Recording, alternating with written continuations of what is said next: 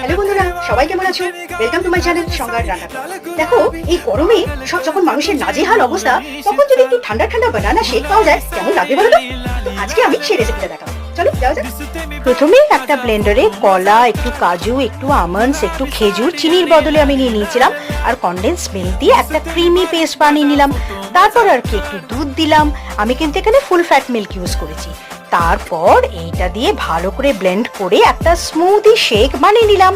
ব্যাস, আমি 4টে গ্লাসে সমান করে ভাগ করে নিয়ে উপরে এলাচ গুঁড়ো আর কেসার ছড়িয়ে দিলাম, দিয়ে ডিপ ফ্রিজে ঢুকিয়ে দিলাম। ঠান্ডা হয়ে যাওয়ার পর শেক আমার তৈরি। এই ড্রিঙ্কটা কিন্তু খুব হেলদি। বানানা শেক রেডি। বাচ্চারা যখন ক্লান্ত হয়ে স্কুল থেকে ফিরবে, কিংবা বড় যখন অফিস থেকে ক্লান্ত হয়ে ফিরবে, তখন মুখের সামনে এই বানানা শেকটা ঠান্ডা ঠান্ডা কুল কুল তখন ধরবে, কেমন লাগবে বলো দেখি। তোমরা কিন্তু বানিয়ে আমাকে কমেন্টে অবশ্যই জানিও। আর ভালো লাগলে চ্যানেলটাকে সাবস্ক্রাইব করো। কেমন? আজ আসি তাহলে, আবার দেখা হবে।